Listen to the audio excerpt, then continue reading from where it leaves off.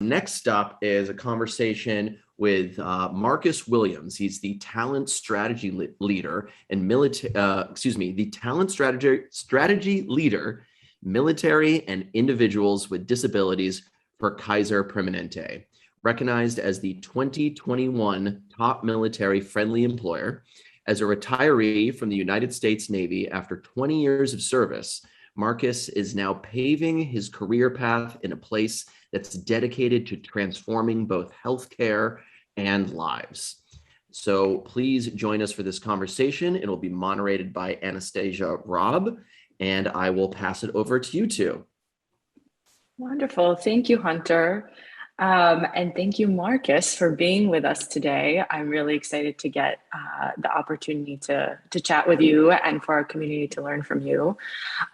Before we kind of dive into the meat of the conversation, we always like to kind of ask you to talk about your career trajectory, right? And as a kind of introduction to yourself as well, to add on to what Hunter has shared, you could introduce yourself and kind of share a little bit about your career trajectory.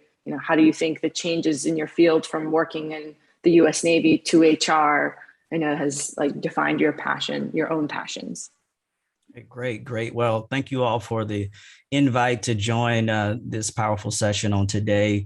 I think what I'm doing resonates with what Power to Fly is doing. So grateful to be here today. My career started out as a young lad, 18 years old, and jumping and diving right into the military right out of high school. And originally I worked in the aviation field. And after about 8 years, I switched over and became a recruiter for the Navy to help those young men and women who aspired to serve their country and wanted to do so, encouraging them and showing them the way, the benefits of doing so that they can too take advantage of what I had taken advantage of. And what I found along the way is that I really had a passion for people, helping people to become better at whatever it is they wanted to do, whatever their desires are in life, is really helping them to get on that path. And as I spent the next 12 years of my Navy career, that's what I did. I worked within Navy recruiting, various capacities, only recruited for about a year. Then started leading recruiting offices down in Texas, in San Antonio, Texas, San Jose, California. And then as I rose in rank, I led numbers of recruiting offices in Northern California, Northern Nevada, that entire territory. And then was ultimately responsible for training all of those leaders for the entire western half of the United States. And then on the East Coast, eastern half of the United States, did audits and inspections of those offices to help make sure that everyone was able to achieve their objectives and goals in helping those young men and women begin their careers, in this specific case, in the Navy.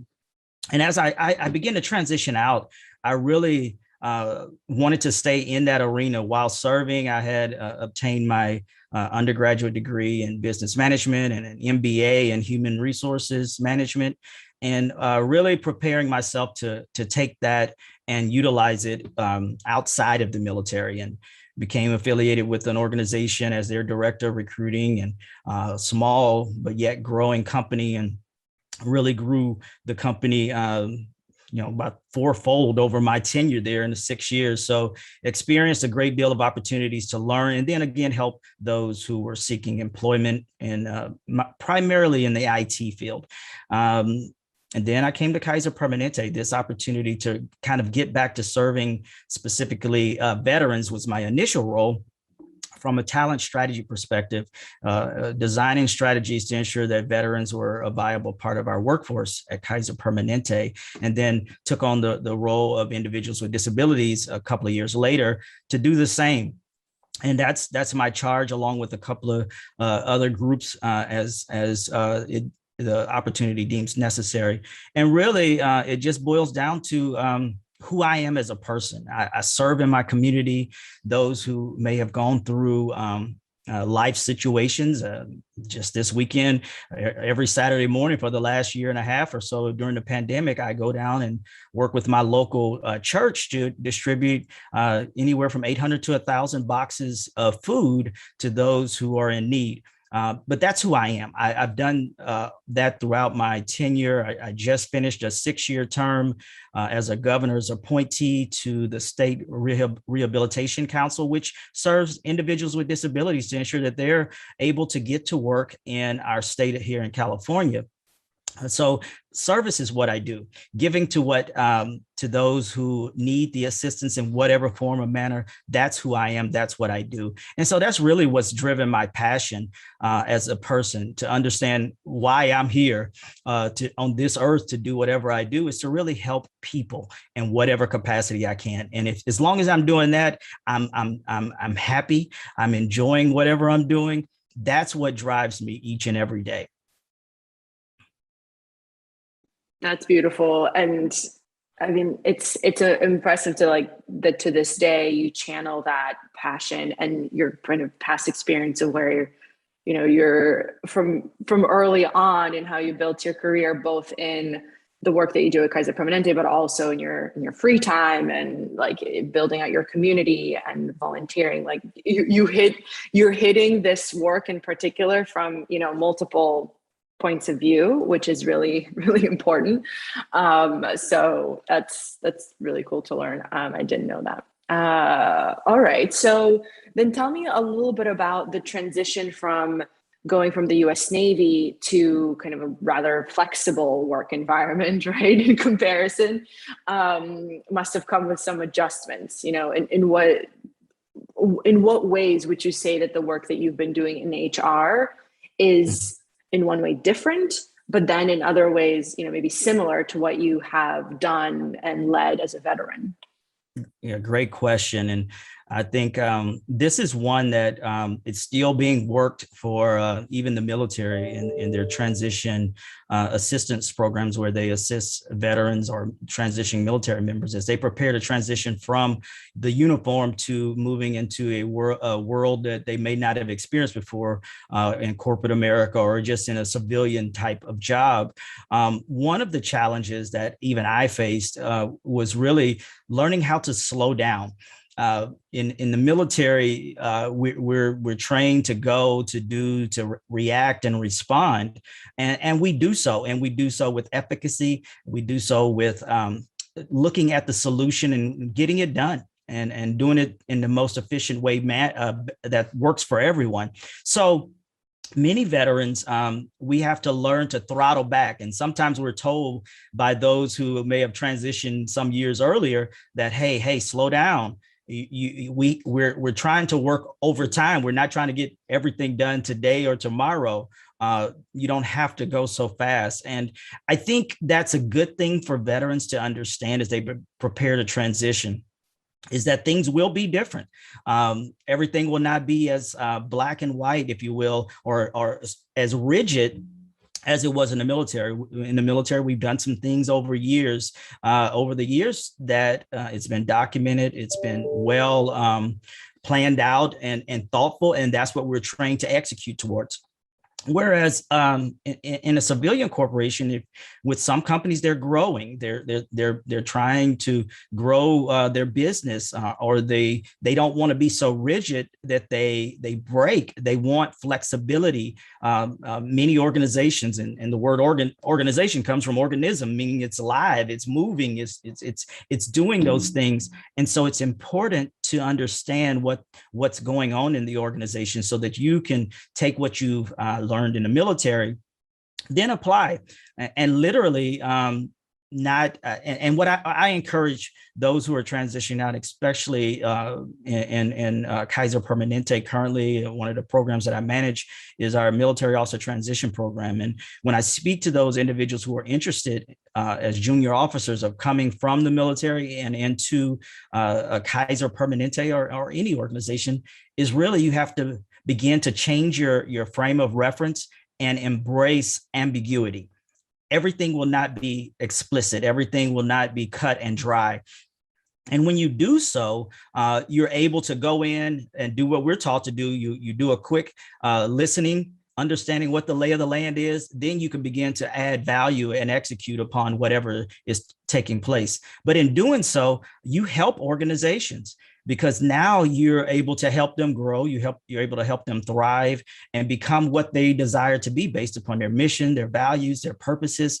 And when you do that, you yourself as a veteran, as a transitioning military member, you also begin to become more relaxed, if you will. You don't look like you just came out of uniform and you're standing at attention, and you're doing all of the things that you know to do.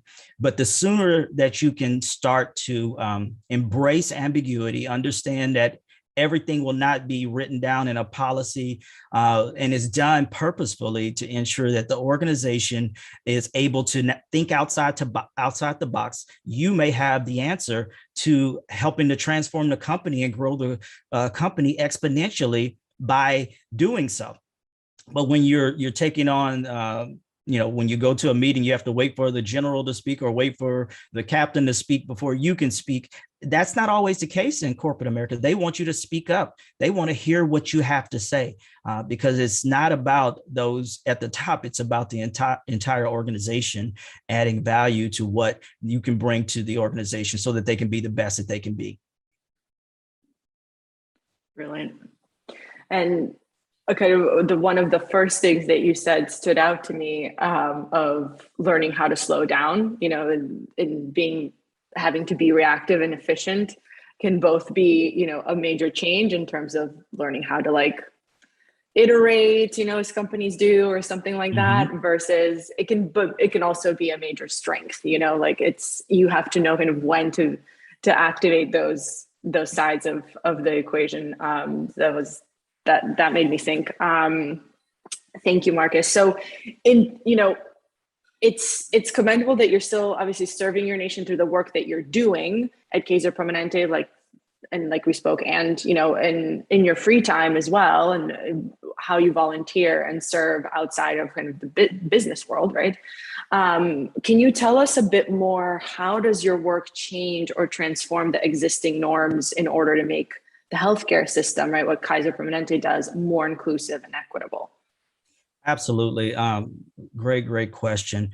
One of the things that I've learned over the last 5 or 6 years and really started to hone is that finding out where that synergy is from those who have served, those who are transitioning out of the military, what they bring to Kaiser Permanente. Now, I'll kind of speak just from my own point of reference for this question is I transcend, I relay to those who are coming into our organization or those who are in our organization. One of the commonalities is in the military, we have a mission. We know what our missions are, and we thrive, we act upon the mission of whatever branch of military that we're serving, service to our country. And one of the greatest values, I think, that helps is the mantra of service to mission. And in Kaiser Permanente, we have a great mission. The mission statement has not changed in our 70 plus years of existence. It's been the same mission. And that's what resonates with those who have worn the uniform. When they come to Kaiser Permanente, they read the mission. It's like, I see myself there. I see myself able to help and bring value to the organization. And in healthcare, as we found out through the pandemic, we had to pivot quite quickly to respond to the pandemic, to COVID-19. And literally, our leaders began to reach out to our business resource group, which is we call KPVA, Kaiser Permanente Veterans Administration or Veterans Association. And KPVA reached out to its membership. We had a need to set up tents, to set up mobile facilities to deal with COVID-19 because our systems were overwhelmed. And they reached out to those who had served because that's what we do in the military. When something happens in whatever part of the world, we respond, we react, we go, we set up tent cities, we set up bridges, we set up roads. That's what we do. And so Kaiser Permanente, they had the premonition to really understand what the military brings. We have some great leaders that have also been in the military. Some of our senior executives, they've served, they understand. And they said, let's reach out to our membership, our workforce, and to see where we can leverage those individuals. They understand what we need to do. They can come in and they can respond very quickly and help us do what we need to do. And that's what we did.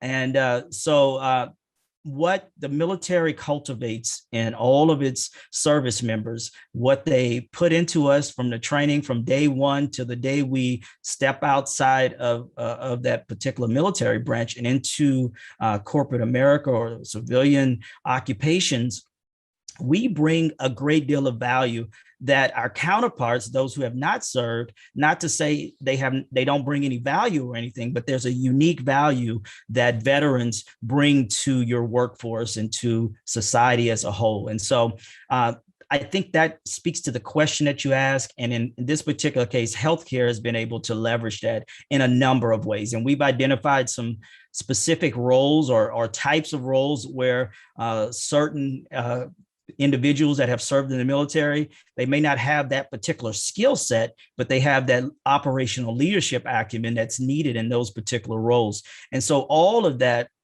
has helped our organization really value and really resonate with veterans as a military-friendly organization. And the pandemic example or response example also, to me, like, now goes right back to of learning how to slow down, right? Learning when to activate that strength versus knowing when to, have to manage a difference in like the office versus, okay, now here's a mission and you know how to respond really fast. That makes a lot of sense. So what would you say, I know, going back to your own experience and career, what have been some of the major challenges or setbacks that you might have faced during that journey? I think it really lies with misperceptions. Some of the setbacks is false assumptions that if you served, you're going to have PTSD, you're going to disrupt our culture, our work environment. We don't know if you're going to get called back to active duty, and we're not going to have the resources that we need to get our mission accomplished. I think all of those things. And so part of my journey, specifically here at Kaiser Permanente, is, and my role is to help dispel the false narratives of veterans. And really show that, specifically with PTSD, it's not just a military thing. We experience PTSD every day. If you have a car accident on the freeway, or if you lose a loved one, those isolated incidents can cause you, as someone who has never served in the military, to have PTSD as well. So it's important for us in our organizations to really, when opportunity presents itself, make those narratives in a positive light and show what veterans bring to the organization and dispel the myths. Some of them have been around forever. And even on the veteran side, we encourage veterans to self-identify as such once they come into our organizations. When they do so, we're able to know, how many veterans we have, what can we do, how can we leverage the power of our employee base that are veterans to help our organization holistically. Alluding back to the example that I gave, when there was a need and they know that the military had cultivated that need, it was easy for the organization to say, let's go to those who have served. So it's really both sides understanding really who veterans are, who those who have served in the military, who they are, who we are, so that we can understand each other. And once that understanding is achieved, then we're able to walk step in step together and really understand and not look down or frown upon someone who is a veteran. And from a talent perspective, we really have to work with our hiring managers, our talent acquisition teams, so that they can understand the value of veterans. When they do so, they're literally blown away, and they're like, "Wow, I did not know that." And in some cases, they just won't know unless they're educated with that information, just due to the fact that not everyone, they know we have a military, and if they don't have a family member or friend or someone they know who served, they have very limited perspective of what the military does. It's not, and we do serve to protect democracy and freedom around the world. Some of us may be tank drivers, some may be cooks, some may be IT professionals. There's a myriad of skill sets that the military has as a large organization from a Department of Defense perspective, from administrative, finance, actuarial, you name it. The military cultivates all of this, and they have all of these skill sets that we can leverage. And once organizations become familiar with that, they understand it, they really want to say, how can I leverage this pipeline of great candidates that are out there? And that's also a story that can be related to so many, different ways that people might identify. Like misperceptions will lead to bias, and bias is damaging both, to the individual and to the organization at large. So, helping to dispel like the false narratives and working through conscious, unconscious biases of all that is something that, why at Power to Fly, we hold these types of sessions to allow for people to understand, all the different ways that people might identify and bring themselves to work, Yes. so that they can do their best work. When we talk about serving individuals with disabilities and improving the healthcare systems to an end that benefits them, how and what would you say is the role of mental health and counseling into making them feel like they're valued members of society? Is that something that you're working in parallel on? Because you've been mentioned in your career, you had done both, work on the veteran side as well as mental health. And so given the fact that a lot of people are trying to help or include here have suffered from, the assumptions that we make from traumas that have possibly scarred them for life, is there some, like, what would you say is the role of mental health and counseling? I think this particular topic is so relevant to society right now. We're in a pandemic.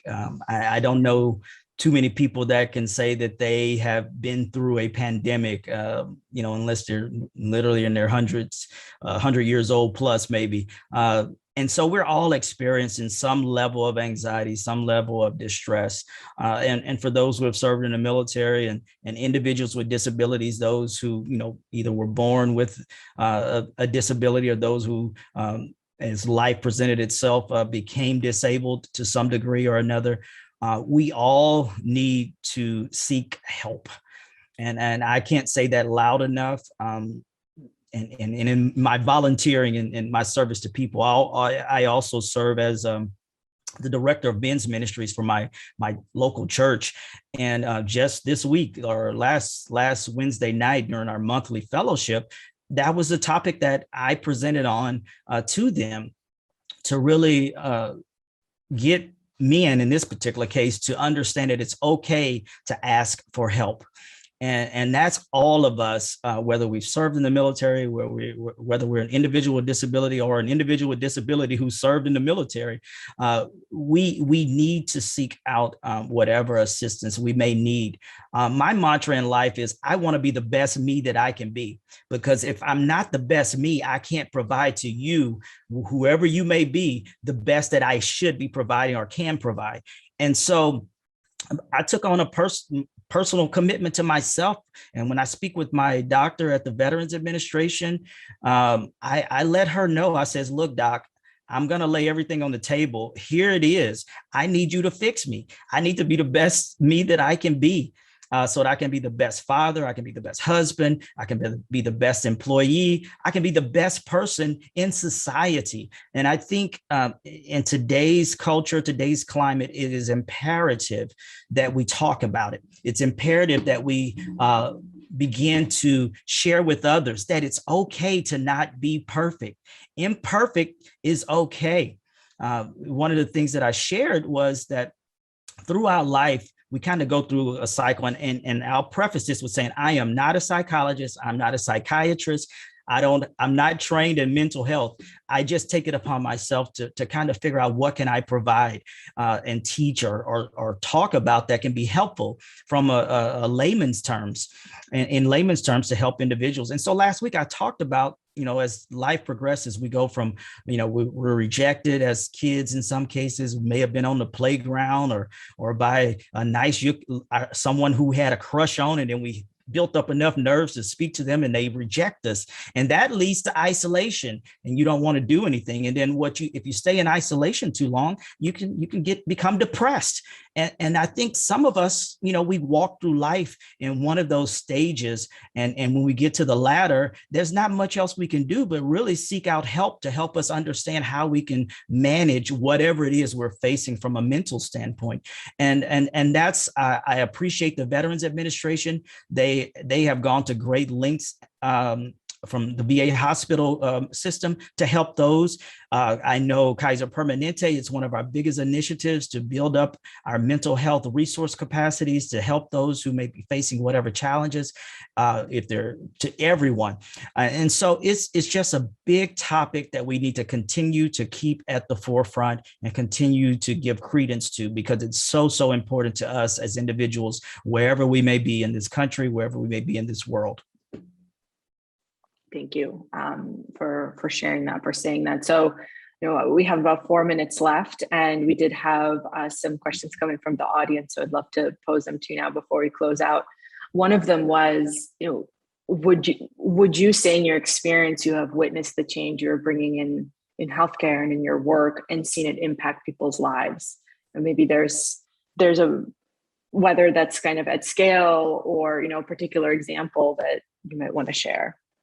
Yeah, I think, the work that I do on both parts, going back to the original question that you asked, the work that I do is passion driven.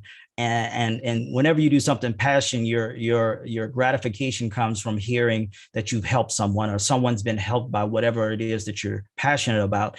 And I hear it time and time again. And about a week or so ago, I had a transitioning military, he was a lieutenant colonel, I think in the Air Force, reached out to me just through our email address. And I make every attempt possible to try to speak with whomever I can, if time permits. It's not part of my role. It's just something I love to do as part of my job. And I connected him with someone else that I had helped become a part of Kaiser Permanente, who's came through our military officer transition program. And he's now sitting in, a pretty good spot in terms of his role within Kaiser Permanente. So I connected him with that lieutenant colonel to say, hey, can you help him? He's looking to transition out and he's looking for a role in the area that you're located. And not that we can promise anything, but at least start a conversation. And his response to he and the lieutenant colonel and myself, he responded by saying, Marcus is responsible for my career. Marcus helped me get to where I am today. And I'm internally ingratiated to him for the work that he done to help me. That's where I get gratification. That's where I get the solace in knowing that my work is not in vain. And so when I hear that, and that's what kind of leads me. And I know we're short on time, so I'm going to cut it short, but that's what helps me. That's what keeps me going every single day. And I've heard it time and time again, and wasn't in just that incident, but time and time again, I see people's careers. One quick story. One of the individuals that came through that particular program, he came into the organization, was doing great things, and most recently, he left our organization. Wow, he left our organization, but he took on the role to become the CEO of a hospital out in Iowa. And so I'm looking, I'm like a big smile on my face. I don't know if I'm responsible, but I had a hand in his progression for his career to progress to where he's now leading a hospital. So, I'm just forever indebted to the work that I do. I'm passionate about it, and I hope that I continue to serve and help people in whatever way I can. Thank you so much, Marcus. The discussion has been insightful, inspiring. Thank you for this time being open and honest and sharing with us, and also for your service. Really appreciate you and have enjoyed our conversation. Thank you, Anastasia. Greatly appreciate you and Power to Fly and what you do. So I pray and hope that we have a great week. Veterans are helped throughout the country, throughout this land.